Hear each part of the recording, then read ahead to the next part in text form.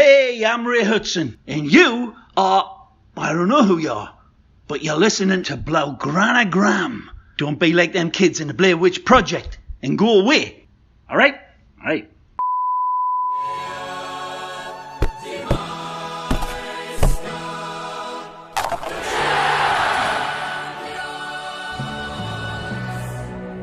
That is absolutely fucking amazing. Bro, I'm tearing up just hearing it, man. Oh my god, I just can't believe I'm hearing his voice saying your name. That is It's unbelievable. fucking amazing, dude. Like, that has got me so excited. bro, you don't understand how fucking hyped I am, man. Like, Bro, that is amazing, my man. God, dude. Oh, Freaking, bro, Ray Hudson endorsed by brand, man. That is perfect. That is so perfect. He is oh my days, couldn't have done it better. For real, man. Like, oh my God. You should be so happy, man. That is amazing. Bro, that's top bro, tier. I was so gassed the first few days. Like, I was over the moon. I didn't know. I wanted to, like, tweet it out, but I was like, nah, let me keep it, like, a surprise kind of thing, right? Literally. And it's just been, like, balling up inside me. I just want to get it out because I'm so fucking hyped about it. So fucking insane. That is top tier. When people hear this, they're gonna lose their shit. I hope so, man. It's so fucking good. That is elite, man. It's so fucking sick. Full dude, credit I to you swear. for getting that, man. That is so sick. Man, like, yo, it's honestly amazing. Like, I started off in June, and I'm at this point now. Unreal. Like, it's, man.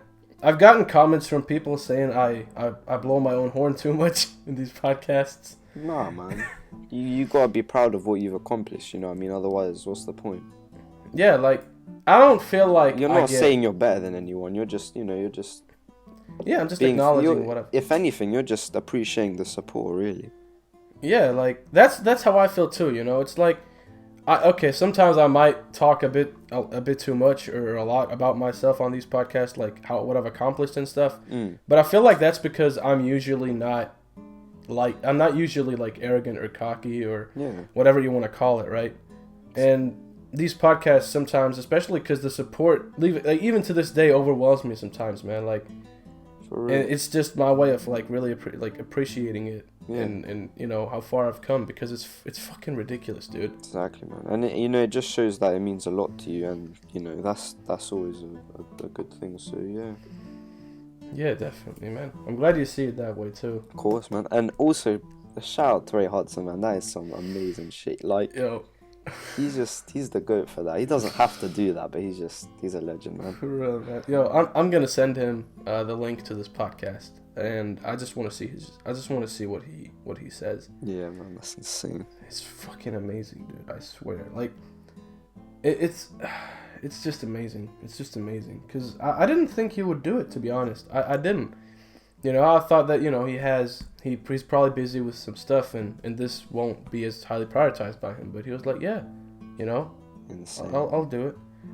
The fact is his voice is so iconic as well. It's just perfect. Yeah, man. Like, he even used one of his, like, metaphorical crazy way of speaking. Yeah, man, it's amazing. I couldn't have asked for more. I really couldn't. That's insane. So, Ray, if you're listening, thank you so much, honestly. Damn, That made my day, man. And it's just it's like, who else could have done it more perfectly than him? It just had to be him. Yeah, exactly. Because I was like, who should I... Like, I wanted some, like, amazing intro, right? Because I've seen other accounts and other, like, not accounts, but, like big accounts and stuff have, like iconic intros. And I was like, I want something like that, you know? Yeah. Something unique that I could, associate with my brand. And I was like, wait, hold up. Me and Ray are in talking terms. So I was like, let me try and ask him. And he actually did it. It's fucking amazing. That is amazing. It is amazing, man. I would have loved to see his you know what, I can't wait to literally just watch this back just to like re-listen to that at least 10 times. For real, bro. I spammed it on my phone. I listened to it so many times. Make that your ringtone. It would be oh man. I wouldn't even be surprised if I did that. It's insane, man. It's amazing. All right. So, I guess let's get started. Liverpool, Barca, I guess would be the first thing on our drawing board. For sure.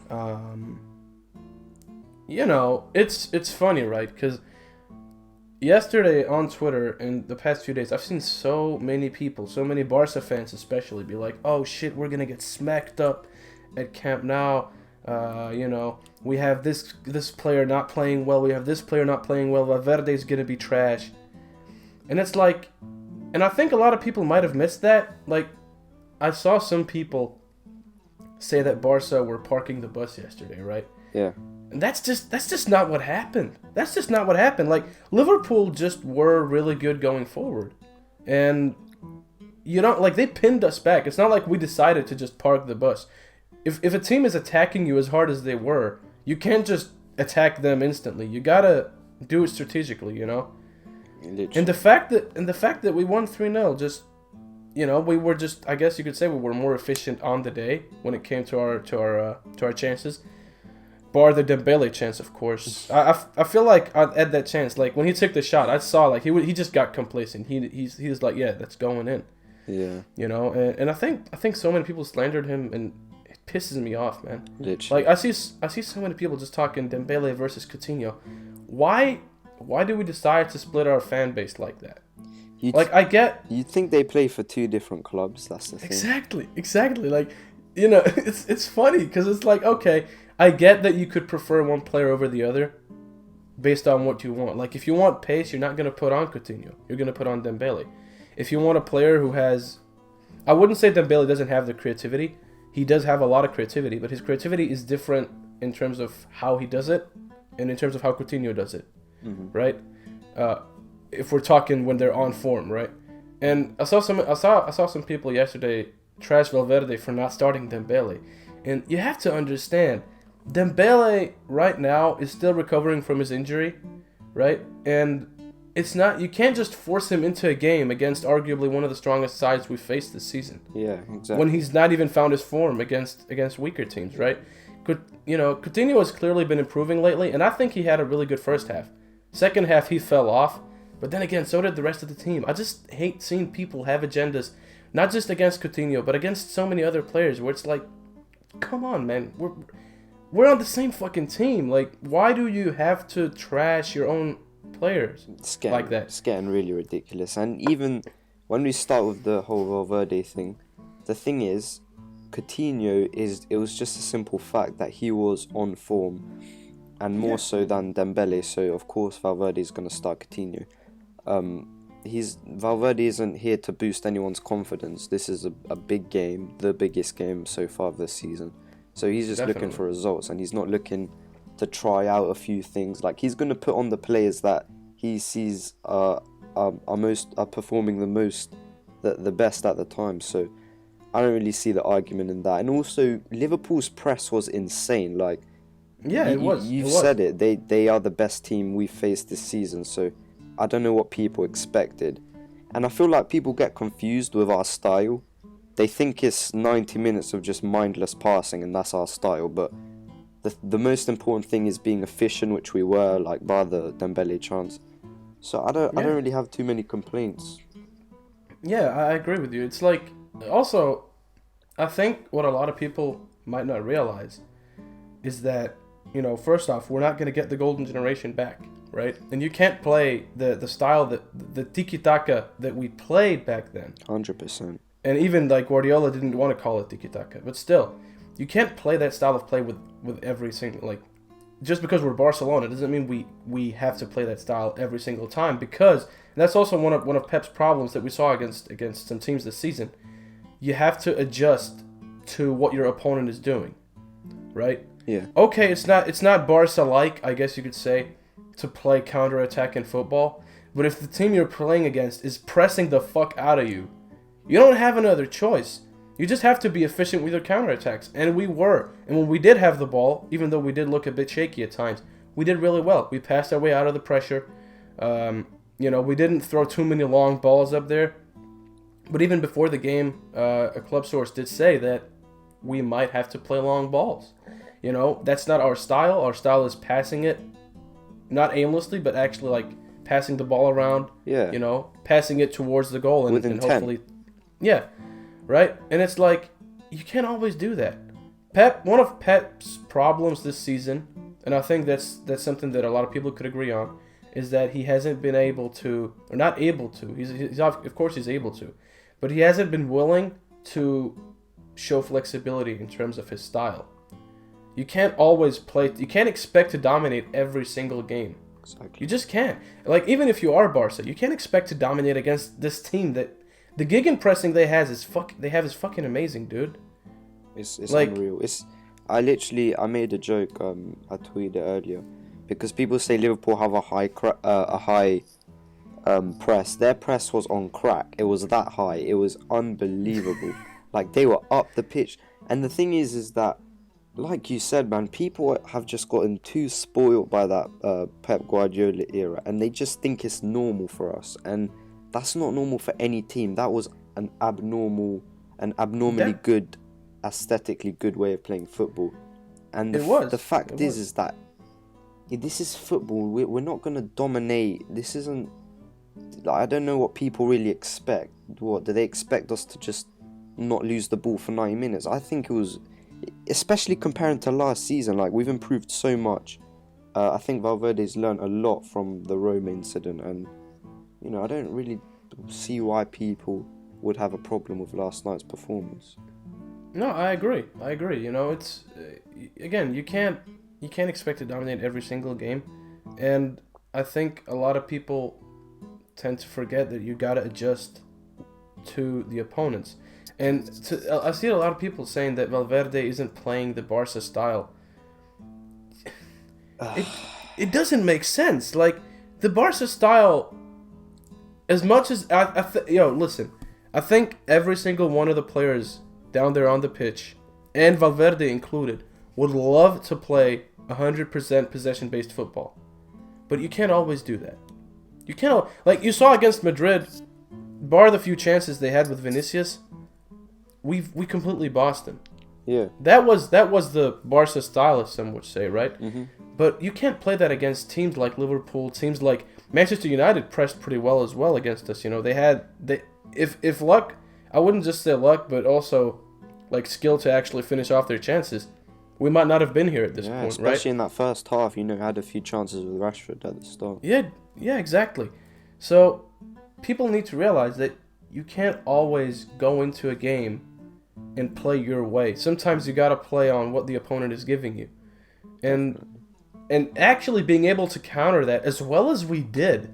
Like, okay, we got a goal off of a set piece and we got a goal off of a rebound, but they were still two major crucial goals. Exactly.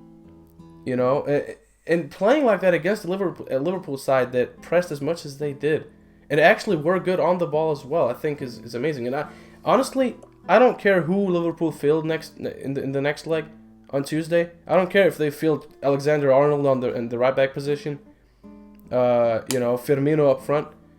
This Barca team, and I think I've said it in some of the previous podcasts, we can definitely go all the way. Definitely. I have no doubt. And I said that yesterday because I saw a lot of people on Twitter going, "Oh shit, we're gonna lose, we're gonna get smacked up." And I was like, "Listen, we're Barcelona. Calm down." 100%. I think it's just getting, like, it's the pessimistic sort of view is getting a bit out of hand, because beating Liverpool 3-0, this current Liverpool side, in any sort of way is a big achievement. Exactly. Because it is. This Liverpool team is really, really good, and I feel like people think this is Liverpool from a few years ago. No, this Liverpool has, at the moment, much better wingers than us. They have an amazing attack. They have a good goalkeeper, a strong midfield, one of the best defenders in the world at the moment. I wouldn't say the best, one of the best. Yeah, I would not say the best either, but he's definitely one of the best. But yeah, definitely. So people need to understand that there's context in football. We're not playing flipping, I don't know, Real Betis. To be fair, they're a good side, but you get the point. No, I see you. You know, it's just funny to see, man. It's funny and annoying at the same time, you know, because it's like and this is what really pisses me off sometimes about Barca Twitter, and that's what I and many other accounts are trying to combat by providing some sort of positive insight, is that we won 3-0. Messi played really, really fucking well, despite them keeping him at bay for the first half. And then you see people being like, oh, well, they could have scored with Miller and it would have been 3-1. They could have scored with this guy, it would have been 3-2. Shut the fuck up. That's not how it works. They didn't score. We did. End of. Yes, they got some chances, but we didn't expect... I don't think Barca's players expected that type of press. Like, they expected them to press with 5, 6, 7 players, as the club source said, that I reported on a few days back, I believe. But at the same time, it's like... Barca, it seemed like they were trying to just see what Liverpool were going to do. In the first half, they were trying to like really just like testing the waters, seeing how are they going to play, what's their playing style, what's their shape like, and then trying to combat it. And I think that's what they really did well in the second half. Yeah. That game could have easily been 4-0, if not 5-0. It could have been 5-2 or 4-2. If you were to think about it that way, But I really don't see many negatives in yesterday's performance. Me neither. I saw people complaining that Artur wasn't starting. This is the Champions League semifinal against one of the currently best teams in the world. You have Arturo Vidal, who's experienced, he's a winner, he's a champion, he fights for every single motherfucking ball out there. Yeah. Of course you're going to put him out there. I don't think it's questionable, like you said. Like, Vidal is just a complete warrior, and it suited him in that game. Yeah, exactly. Like, we need that physicality in midfield. You're not going to put Rakitic and Artur. I love Artur, but Artur needs a player like Vidal. In a game like this, he would need a player like Vidal next to him, because he can't go into those fights. That's not his style of play. And that's just how it is. You can't put Vidal in a controller role like Artur, and you can't, vice versa. You can't do the same with Artur either. So I think Vidal was very much needed. Rakitic had a really good game yesterday, in my opinion. And yeah, definitely. To people who used to say that I slandered him a lot, I wasn't hating on him. I never was at any point hating on him. And I don't think, I think that's the thing with people that really confuse criticism with agendas. I feel like there are a lot of agendas, but I feel like people who criticize sometimes just do it, like, they criticize because there's something wrong, and then it's seen as, oh, you have an agenda against this guy. Yeah, exactly. And it's usually the people that have an ego. For example, we've both in the past and in podcasts, we've criticized Rakitic, never slandered or hated on him. We've criticized him, but we'll both say last night he had an amazing performance, because we're not going to let our egos get in the way of reality. Like, he did have an amazing performance. He's in a Barcelona shirt. I want him to do well. Like, full stop. Definitely. I agree. And, as I said, Frenkie de Jong, as we all know, is coming. And Rakitic's situation remains, I guess you could say, sort of unknown. He obviously wants to stay. And to be honest, I wouldn't mind him staying, but I don't want him as a starter. Like, if Frenkie starts really performing, I would ideally not want Rakitic there. If anything, I would want Rakitic as a backup to Busquets. Mm-hmm. Because Rakitic has done really well in the Regista role, / Libero role. He's done really, really well down there.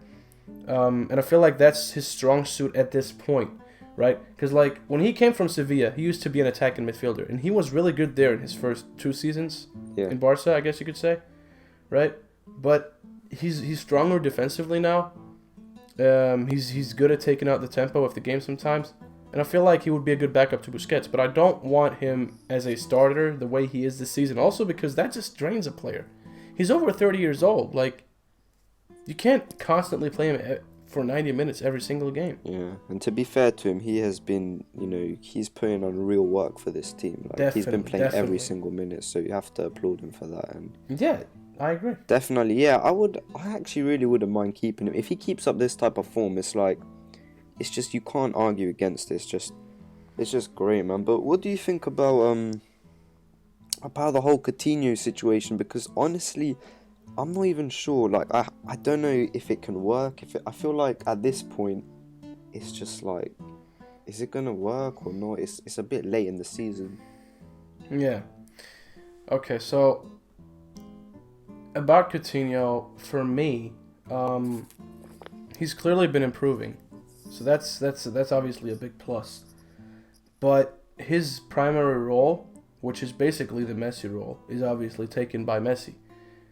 And so, if you want to play him, I don't think it should be as an out-and-out winger in Dembele's position, because Dembele is really flipping good when he plays where he plays. Ideally, I would want, like, if we could somehow play a 4-2-3-1 kind of formation, or if even like I obviously I prefer the 4-3-3 to the 4-4-2, but he worked really well in the 4-4-2 back then. So it's a mixed bag. Like, if you want him to work out in his primary position, that's not going to work at Barca for obvious reasons, as sad as it is. But I still think he's a quality player, and I don't think the club should sell him. I really don't, because he's improving in a role that really isn't. Well, right now it's slowly becoming a role that he's finding himself comfortable in. And yesterday, I think he put on a really good first half. Not great, but I think he was really good. He had some really good moments. Yeah. He showed he was confident. You know, he played well. He made the right decisions. And yes, sometimes nerves can get the better of you. Sometimes you have a dip in form, and that's what happens. But I think if he keeps this form and keeps improving going forward, I could see us keeping him next season. And I don't think that would be wrong. But I think we should try and cater to his strong suits in terms of playing him. Yeah. I know a lot of people don't agree with this, but I wouldn't mind him in an interior as like sort of a cam role, or sort of like a center mid, a left center mid in the 4-3-3. Yeah. Because I think he could do well there, but then you'd have to sacrifice another player, and that's the question of, would that be worth it? Yeah, that's the thing. With the whole centre midfield thing, I feel like Coutinho's nature is much more attacking than that, and also definitely.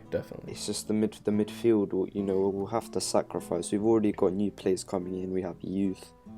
We have Rakitic who wants to stay. So yeah, like you said. I wouldn't. Ideally, I would not put him in the center midfield because of how many players we have coming in. We have Riqui Puig, hopefully getting a promotion.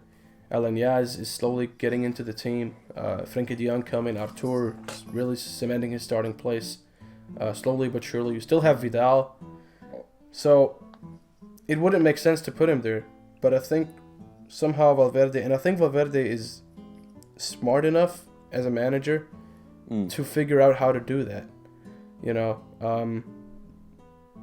the whole Coutinho Dembélé situation is just, it's not easy. It's not easy for a manager, you know. You have two, on their day, great players. One of them, one of the best talents in the world on his day. One of them, one of the best players in the world on his day, right? And you gotta somehow retain their confidence. Now, Dembélé is just coming back from injury, so it makes sense to play Coutinho. But then what do you do when Dembélé regains his form? You have to find a way to cater to both. And you're not gonna put out Suarez or Messi. Which I still don't agree with Suarez being such an untouchable player in the team. As much as I love him, you gotta rest him sometimes. And yes, you don't have Boateng, but Boateng isn't good enough. Play Malcolm up front, man. Play Dembélé. I know Dembélé missed a chance yesterday, but he got 3 minutes, and he almost scored. Yeah. I feel like, if we're going back to firstly with the Coutinho situation, like you were saying, I just really strongly think it's a confidence issue. Like, I honestly think it. I mean, I remember this well, when it was Chelsea Liverpool, obviously the game where Gerrard slipped. Oh yeah. And it was a massive game, and Coutinho was just not good in that game. Like, it was really, I think that was one of the first times I've seen him. I don't even remember him at Inter. And I was just like, what is this guy doing? But little did I know it was a confidence issue. It was a big game, a massive occasion. And then obviously as the seasons went on, he just became himself more and more. And I feel like with the whole Barcelona thing, he just put so much pressure onto himself. Like, I just see it in the games, and I see his frustration. You can see he's so like upset with himself. You can see that when he plays. And when he misplaces a pass or something doesn't go well. And I feel like he's too harsh on himself. That's the problem. Because in terms of quality, he's right up there with our team, you know what I mean? And potential. Definitely.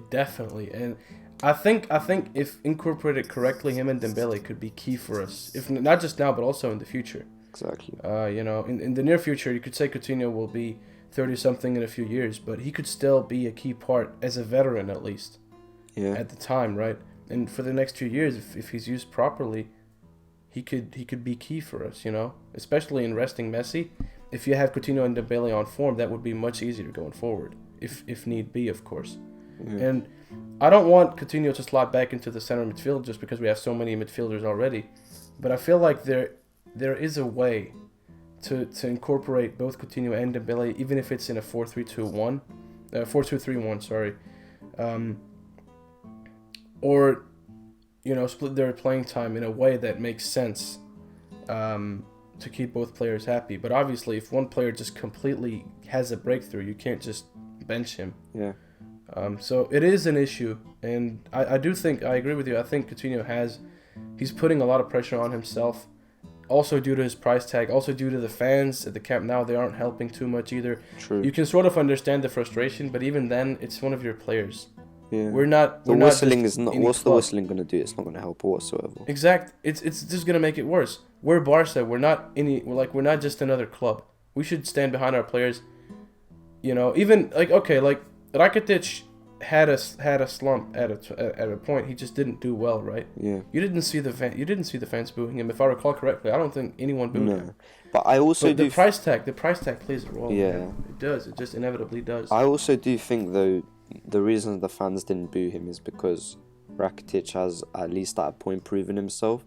Obviously, it doesn't excuse the fact that they're booing Coutinho. That's still unacceptable. But I feel like the big dilemma here is, and we've been sitting here talking about this issue for a few podcasts, as the games go on, nothing's getting better, and because the time is still stretching out, it adds even more pressure to him, because he probably goes into every game thinking I'm still not in my form, and it keeps going on, and it's at the stage of the season where it's like he probably just doesn't believe it's going to happen at this point, and that's the thing that that's the most sad about it, because I feel like if we were at the start of the season and Coutinho had this form, he could easily, regain all his confidence. But I don't know. Yeah, I feel like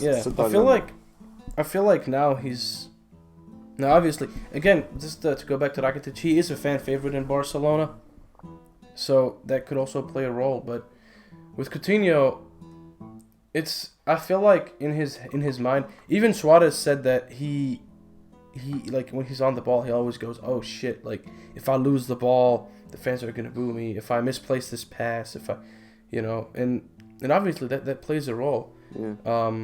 That plays a huge role in how he performs, because he'll always have that thing going in his mind saying you can't mess up. Exactly. And it's been going on for so long now that it's like it's just worse. With time, it just gets worse. Yeah. What I do hope though is that I hope he'll stay. I definitely hope he'll stay. I hope Dembele will stay. I can't see Dembele leaving. For sure. To be honest, I can't really see Coutinho leaving either. Like he has the backing of Valverde, clearly. The club backs him. I'm pretty sure Bartomeu actually praised him the other day. The team is behind him, and he is improving. Like, okay, yeah, he makes some bad decisions from time to time, sometimes more than others, but he's improving. He's actually slowly finding his role in the team. And I think if he can really get back to his like Liverpool type form, I'm pretty sure Valverde will find a way to incorporate both him and Dembele in a fair way.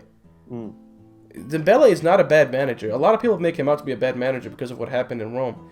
But to win the league the way we did this year and almost go unbeaten last year, is fucking amazing. Yeah, man, that's another. It's fucking amazing. It really so is. many. Yeah, and I mean, if even Elenia says the league is underappreciated by our fans or by people in general, it's right. He's barely been in the first team for a year and a half almost. He's been in the first team since the summer actually. And if he realizes that, it's like, it's not easy to win the league. I get so many people want the Champions League. I do too. I think like the club and the players and the manager clearly want the Champions League this season. They believe they can win it, and I do think we'll win it. But even then, it's not easy to stay consistent over 38 or 36 games a season. Yeah. And it's just not easy. And also, I feel like we talk about these issues, but we don't even, as in Barca, the Barca fan base, like, okay, Valverde is dealing with a confused Coutinho right now, who's not really found himself yet. Suarez, who's he's not in his best form. Obviously, he's improved massively towards the second part of this season.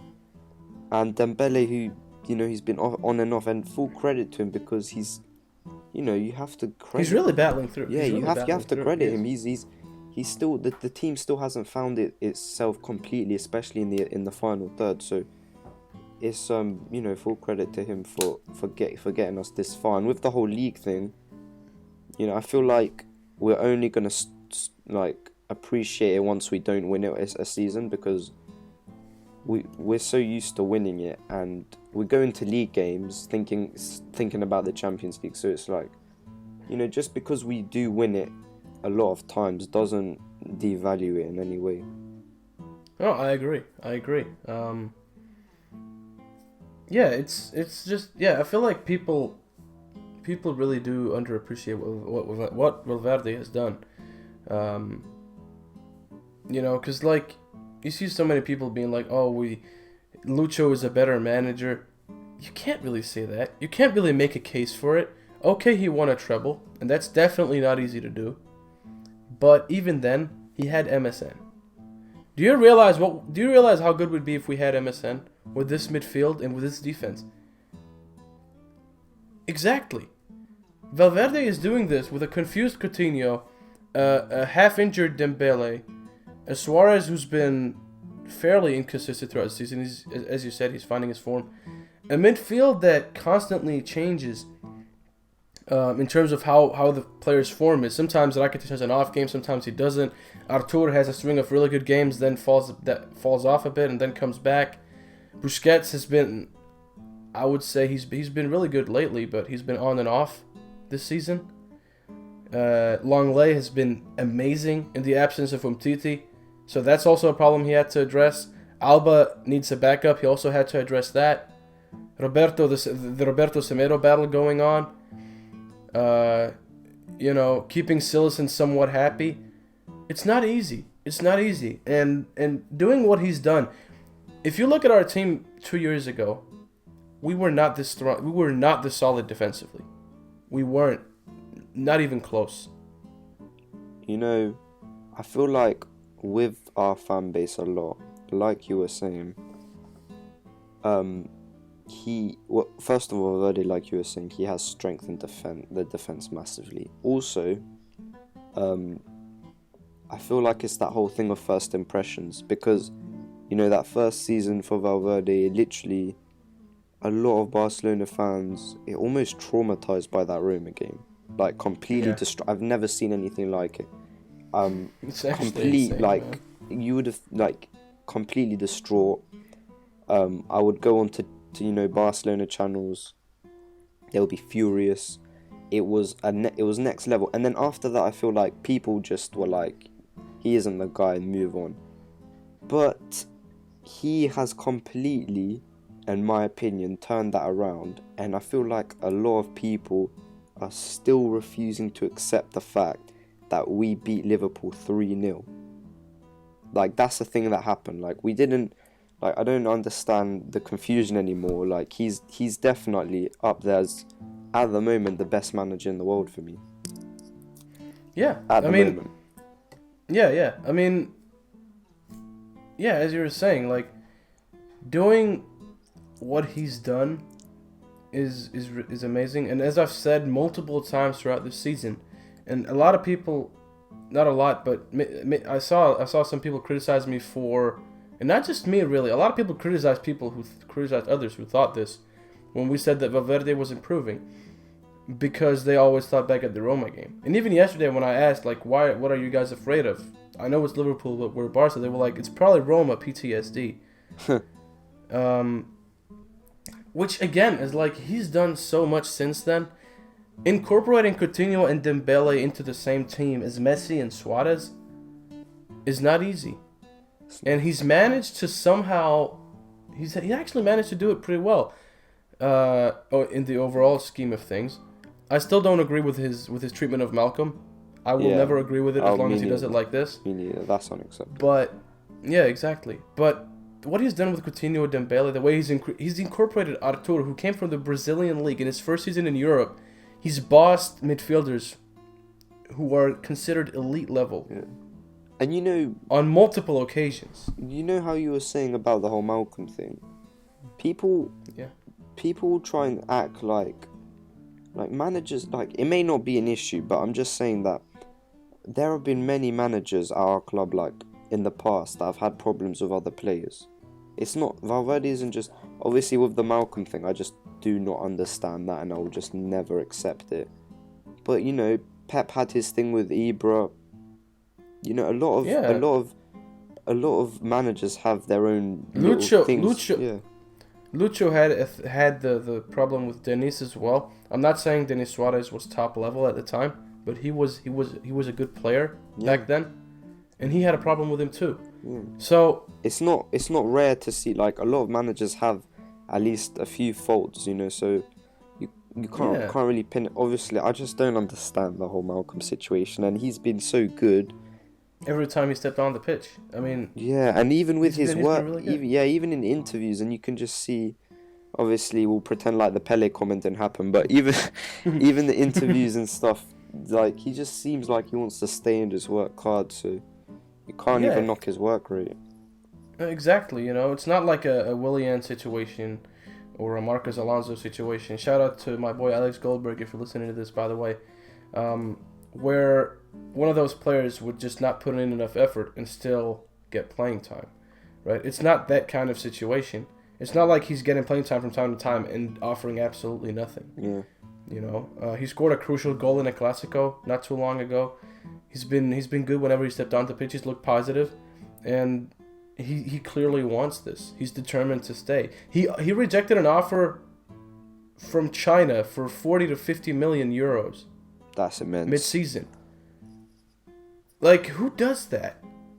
He wants to stay, man. Like, I don't know if you know this, but a while back, he was supposed to meet with the board to decide what was going to happen. Like, was he going to stay? Was he going to leave? But he decided to postpone that meeting because he wanted to fully focus on the 3 trophies with Barca. Oh yeah, I heard about that. He put his own future, potentially his own future, aside for the time being. Yeah. Just to focus on Barca. That was immense. You know, those are the kind of characteristics you want with, because you see a lot of players these days, like with the young players that just go off to China, and there's nothing wrong with the Chinese league, but it's clearly for financial reasons, and it's just like, just to have Malcolm say stuff like that and just act in this way is just refreshing. So it's just really good. It is, and I feel like, and here's the thing, right? I'm excited to see what will happen in terms of our striker situation this summer, but I will say this: if Coutinho and Malcolm do stay, I could see Valverde incorporating them in a certain way after preseason, because this time he'll have a full preseason where he can use those players that troubled him last season. Yeah. And while he might want to use some of the youth players and stuff, it's definitely a good chance for him to try stuff out. How do you want to incorporate Coutinho? How do you want to play Malcolm? Is he good enough as a striker, as a backup striker, or whatever? It would be a good chance for Valverde to assess these different players' role in the team, because friendlies at the end of the day don't really count for much, like on a silverware level. True. I know they've become more prestigious in the past few years with them becoming tournaments and stuff, but at the end of the day, it's a friendly, you know. Mm-hmm. So I feel like that could definitely be Valverde's chance to, if he doesn't find out prior to the season ending, I think it could definitely be a chance for him to do that. And even now, La Liga has basically been wrapped up. Yeah. I could see Coutinho and Malcolm, especially Malcolm, being part of some experiments because the La Liga is over. We've won it. There's nothing really to play for, maybe except pride or getting a certain amount of points. But the remaining games would be perfect to try and just use Malcolm, please. Just use him. I will pay Valverde personally just to use him a few games. Like, same, man. It's just getting annoying now. Yeah, man. And also, like he could experiment with Coutinho and Dembélé as well. True. Could you know, there's a lot of possibilities, to be fair.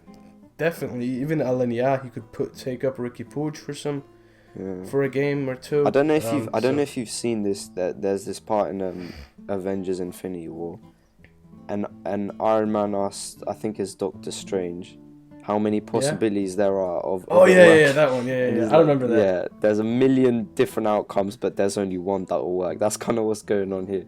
So you just need to find that one perfect balance, and then. That's actually true. I remember that scene. Good so analogy. Well, yeah. Yeah, it is a good analogy. Yeah. But yeah, it'll be interesting. On a side note, I was talking about this earlier on Twitter, but what do you think of the new kit, the new apparent kit? The Croatia Lona? Yeah, the chessboard. Or, yeah. I'm not a fan. Not a fan? I'm not a fan. Out of 10? I'm not a fan. I don't know. I mean, it looks decent. I won't say, like, it's not what we're used to at all. I would give it maybe a 4 or 5. Yeah. You know, I just don't understand why it's so hard for Nike to come up with actual shirts. like that look they're good. So fucking lazy, dude. Like, they gave us the same training kit that they gave Spurs as their, I think it's their alternate kit. Oh yeah, that was an embarrassment. Like, what is that? What are you doing? You know, Adidas kits are much better. I really wish. I wish we were with Adidas. To be fair, I can't lie. Yeah. But But then again, the 2015 to 16 kit was completely. Well, it was the horizontal one. Yeah. What did you think of that? Because that was honestly, I loved that one. I'm not gonna lie. You? I think it was kind of refreshing to get a new like style. Yeah. Still remaining, like the stripes still remain, but they were just shifted. I liked it. I know a lot of people hated it, but I actually liked that shirt a lot. Yeah, and I feel like a lot of times people associate the kit with the season. So how well we do in the season usually determines people's views. But yeah, I to be honest, with this new kit, I don't think it's that bad, but I feel like it's just very different, and it's a bit like, it just looks so Croatian to me that it's just a bit, I don't know. Yeah, like I think the first time I saw it, I deadass thought it was Croatia's kit. Yeah, like I didn't read the caption. I just scrolled through and I saw it and I was like, okay, what's that? Now you know why Rakitic is staying, by the way. Yeah, exactly. The contract wasn't enough. They were like, "Hey, listen, man, we'll make a whole kit in your honor. How about that?" Oh my god, that's... The next step, they'll probably write the players' names in Croatian on the back just to make them stay. Oh my days, name a standout after him and everything. Just oh my god, the Rakitic stay. Oh my god. Yeah, but I feel like the Twitter concepts are so much better, man. It's just embarrassing. Like the Twitter. Yeah, bro, the Twitter concepts are so. They're so good. sick. Like Barca Boy and all of that, man. It's so sick. Yeah, even Vanessa's edits are fucking amazing when it comes to kits. She has amazing concepts as well. Yeah, they're fucking fire. Like so many people where it's like, why the fuck do you not? And hire these lot, man. I mean? Fucking who the fuck is working? For real? Who's working at Nike, man? Like what the hell? Yeah, like, what are those We've got shirts, young man? talent on Twitter, eager, like, ready. You know? For real, like... Oh, my God. It's sad, man. Sad times. Bro, if Barca Boy made a kit for Barca, I would buy that 10 times, man. Did you... Like, his concepts are so fucking good. Yeah. And he's also a good friend of mine, so... Definitely, man. Shout out to that guy. But did you see, there was someone designed a black... I think it was Barca Boy, black concept. Oh yeah, and then it literally, that was sick. It got made in a Chinese like online Chinese shop, and people were ordering it like legit. That was amazing. I remember that. That was amazing. I actually wanted to order it, but I never got around to it. So if any of you guys that are listening, if you're still here, by the way, comment down below or DM me or something with a link to it, because I'd love to cop one of those. Yeah, they look amazing. for real. Yeah, and if you're watching this far, we might as well give you something to say. Yeah. What should we? Comment. Alba Nutmeg Milner as well, or some shit like that. Oh yeah, bro, that nutmeg was filthy, dude. And his assist was filthy too. It was beautiful. Was it Milner or was it Henderson? I don't remember who he nutmegged. I think it was. It was sick, regardless. I think but I mean, Alba's just another. He's just a legend. Yeah. Also, let me on the topic of Alba, a lot of people criticized Longley yesterday, and I don't think that's fair, because a lot of people were like, "Oh, well, he got spun inside out by Salah." Of course he did. He's a center back. He's a center back playing against one of the fastest right wingers. Yeah. What do you expect? The reason he got dragged that far out was because Alba was not tracking back as often. And throughout the game, Alba tracked more back, and it got better, and we got more solid defensively. But the times that Longley did get just, let's say, turned inside out, was because he was out of position, because Alba was out of position. Yeah. Longley himself, I think he had a great game yesterday. I do. I think I think he made some good headers. He made some good tackles. He was where he needed to be, marking his men. He made some good clearances of corners. I don't really see many faults in his performance yesterday. And people just need to understand that we were playing against Salah. Like, I feel like some Barcelona fans deserve to have somehow Barcelona play against Messi just for a reality check, because they just expect so much. If that could somehow happen, just for it's just Barcelona fans will go crazy. Could you imagine that if Messi played against us? Oh my God, it would be absolute bro, we'd be humiliated, man. Because Messi, the thing with Messi is you see him on the pitch sometimes, you're like, okay, he's not gonna do much, but then all of a sudden his brain just snaps, and out of nowhere he'll just turn everyone. The thing is, the game for me break ankles left and right, man. Yeah, it's just a lot of the times it just depends how he feels, and it's just for him to have such an influence on a game, it's like he almost just feels like, okay, now I'm gonna score, and it's it's just great.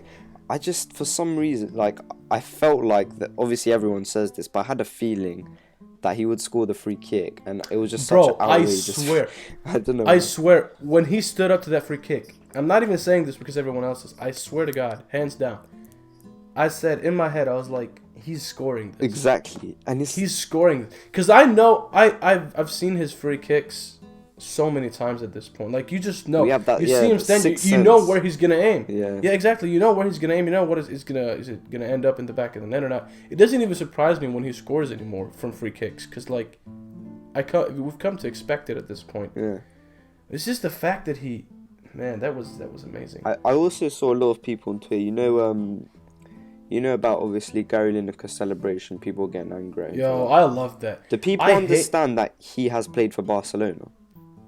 I don't think people realize that. No, they're he's Messi FC. Yeah, he's Messi FC. Even though he's played for Barca.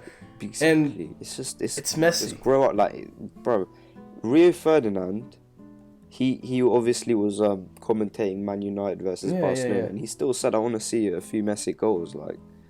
It's just, I don't get why people. It's just common sense, man.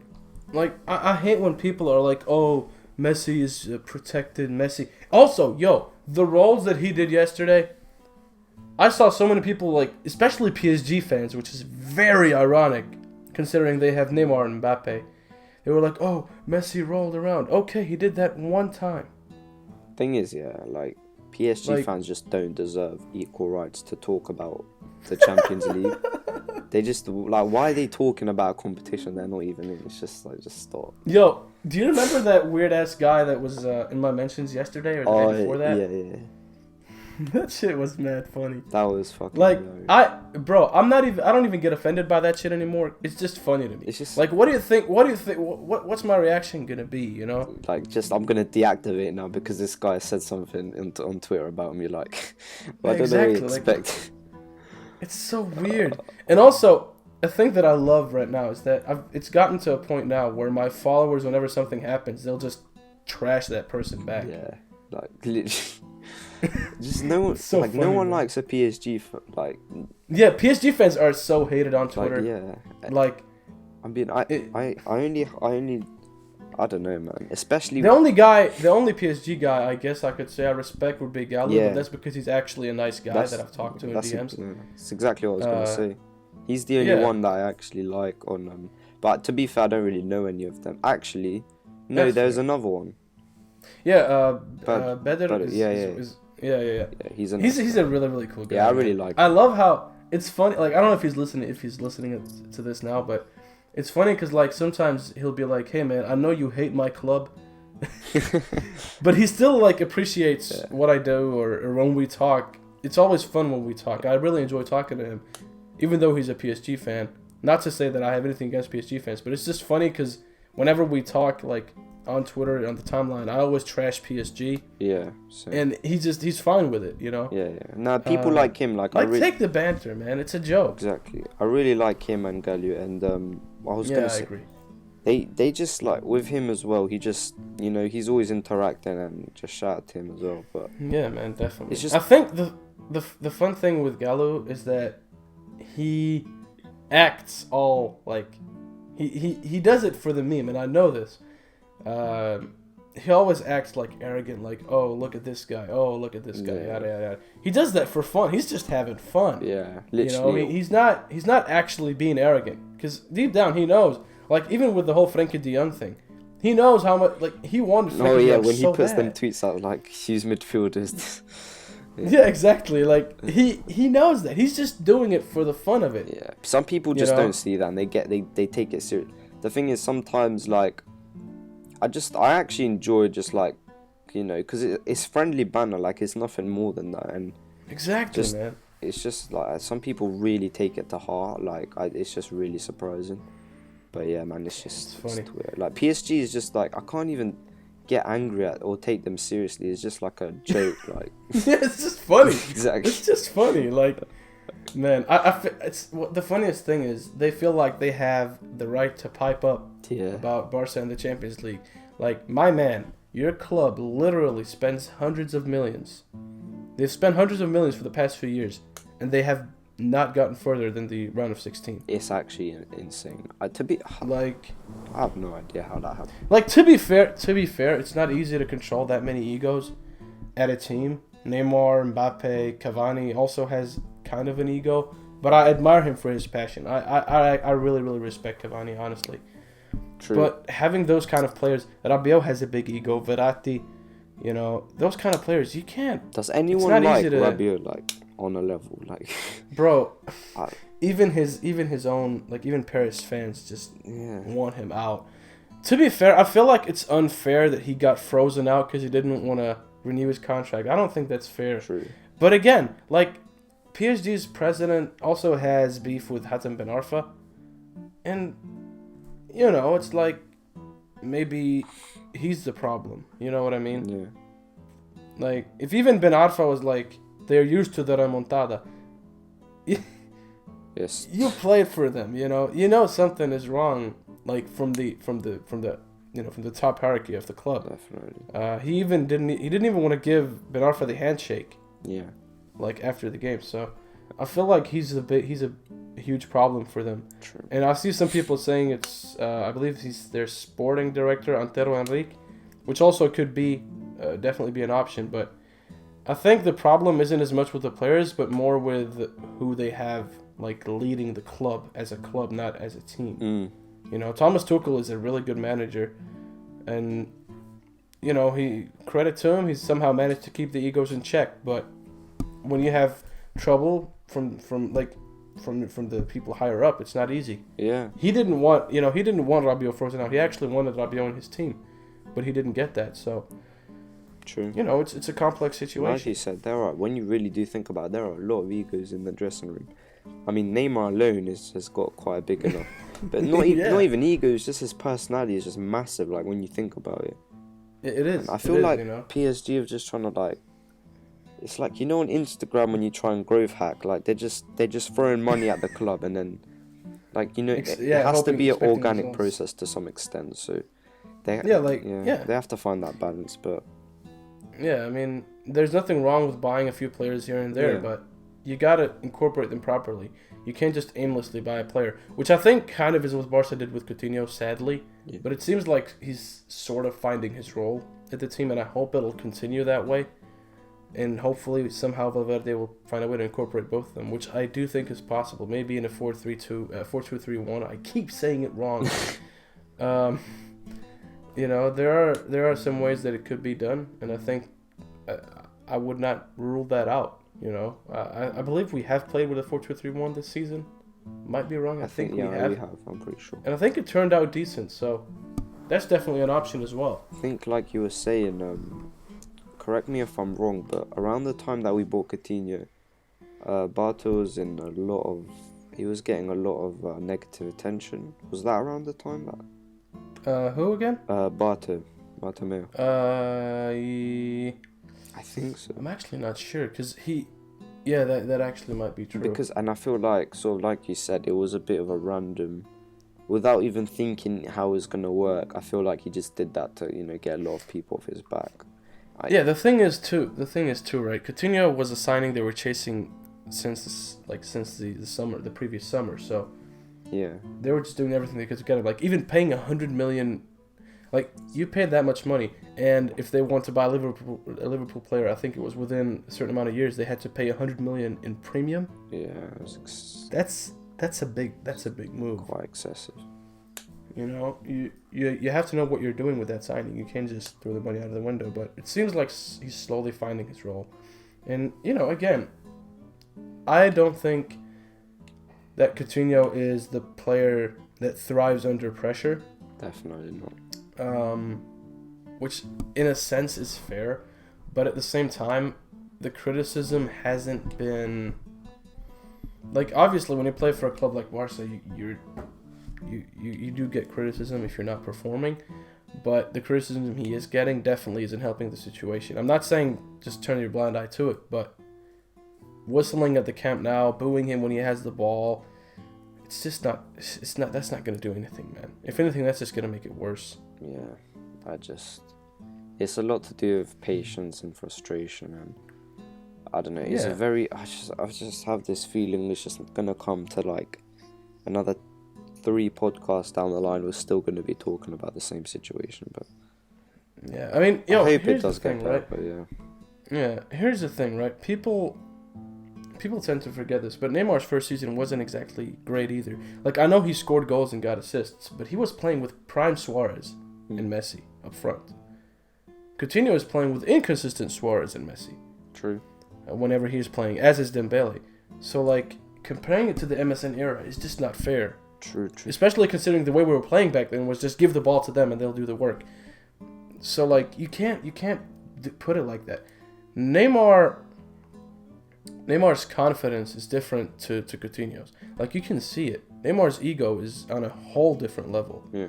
Right? So coming to a club like Barca, from Santos, you don't really have that much pressure. Like, okay, yeah, they paid a lot of money for him at the time, but you don't have the same amount of pressure as you do when you're coming from a big European side, for as much money plus the premium, plus the pressure of performing. Even though the pressure was on him from Liverpool, from their fans when he moved, and Barca's fans because they were like, oh, we don't need him. Yeah. So it's not easy to adapt, and I feel like next season, if he stays, I think he'll be great for us next season. I genuinely believe that. Because he is improving, he's finding his role. The team trusts him, the club trusts him, and he's slowly regaining his confidence. I don't think he had a bad game yesterday. I don't think so. I think he played well. I don't think it was a bad. I mean, I think the first half, I think he showed some real positive signs, but it's just like that falling off, lack of involvement after a while, and yeah, but I just... To be fair though, I see your point, but in the second half was... Yeah, and it wasn't brilliant. The entire team fell off. Yeah. No, yeah, he wasn't, but the entire team wasn't either. Yeah, I see your point. I understand he got taken off, and it was for the better, but I think you should take the positive signs from every game, which it seems like he's doing slowly. It seems like he's slowly understanding that, hey, I need to take this at my own sort of tempo and not rush it, right? Because at times it seemed like he was trying to too hard to impress. It seemed like he was trying too hard to get that trademark goal or make that nutmeg or whatever. And now it seems like he's kind of, I think it seems like now in his head he's sort of being like, okay, calm down. I've got this. I just need to like make the right decisions. He's making the right passes. He's making some really good crosses from time to time when he does make them. He's having some decent attempts at goal. He scored that great goal against United. He's having some good combinations. He had a really good combination with Rakitic yesterday, who almost got a goal. Yeah, no, there's no. So like I don't think he's doing bad. I don't think he's performing poorly right now at all. Yeah, like you said, man, it's better to look on the positive side. I mean, he has definitely improved since the start of the season, and hopefully, it gets to a point where he's just consistently confident and just happy with himself. So yeah. Yeah, I agree, and I hope so. All right, so Liverpool at Anfield is going to be interesting because obviously we're going in with that 3-0 win in the bag, and I think it'll be interesting to see how Valverde approaches this, because on one hand it's like, okay, we've basically have a leg and a half in the final, and on the other hand it's like they're a dangerous team. I feel like if Dembélé plays in the league and really performs well, I would not mind him starting, because we need that pace on the wing against a team like Liverpool, right? Mm-hmm.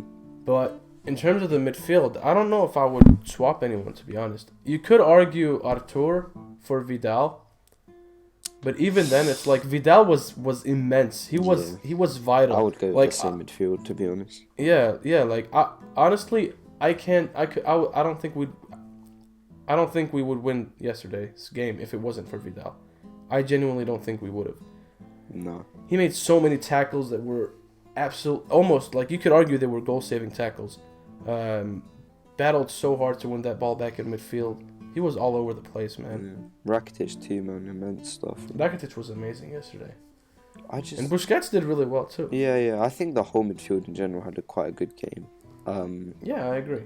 I think maybe start Dembélé this time around, like you said. I'm just. Yeah, I would start Dembélé just for the the pace out on the wing, which obviously I feel like his pace could bring another dimension that we kind of lacked at times yesterday. Yeah. So that could definitely be an interesting. Feel like with a approach. I feel like obviously at Anfield the atmosphere is immense, and I'm just a bit worried about if Coutinho did start, how he would cope with that, because I'm not sure if they're going to boo him. I don't have any idea what the response is going to be, but I just don't want him to get affected anymore in terms of confidence. Yeah, I agree. I feel like Coutinho should play. Yeah, he should against Celta, but then be put on around like the 60th or 70th minute against Liverpool. I'm just because I think Dembélé would. I think it would be good to start Dembélé if he shows positive signs against Celta. Definitely. I'm just praying they don't boo him, because that would just not be nice. But but yeah, I'm to be honest, people were saying Dembélé could have wrapped it up, but like it was a very bad miss. I understand that, but it's a moment in time, and like, listen. Do you remember flipping? I forgot which PSG player, but he literally cleared his own goal. Choupo-Moting. Okay, it doesn't get much worse than that, and like, I'm clutching at straws a bit. But the point is, he was on for 3 minutes. Just give him a break. Yeah. Like, it wasn't that bad. You can't gain a rhythm in 3 minutes, especially considering he hasn't exactly been on form. For real. So the fact that he actually got that far in the chance was good. I'm not like it wasn't great, but it was good. It was good. Yeah, I'm not accepting it. Obviously, it was a terrible miss, but no, I agree. I'm just but people slandered him too much. Yeah, people just it was on for 3 fucking minutes, dude. Like, come on. Yeah, man. Let's just give him a bit of a break, but yeah. All right, I think that'll do it. I think we both sound a bit tired. So to be fair, it's over midnight here. We hope you guys enjoyed it. We hope you guys enjoyed the brand new intro. That'll be in all future videos. I've got a huge collab coming up, so stay tuned for that. I know I've been saying that for a while, but I've been busy, so I'm gonna try and get that out as soon as possible. So bear with me. Nice. Yeah. I don't know what else to say really. Thank you for watching. Thank you for your time. And do you have any final words? Just if you made it this far, you're an absolute legend. You're a legend. Thank you for all the the continuous support from just both of us. It's just it's incredible. It's amazing, and it's amazing. yeah, I hope. Also, thank you for the donations that I've gotten so far. If you do want to donate, you can do that through the website. The website is on my profile as the link. It's in the bottom of the page, of the front page. You can donate down there if you want.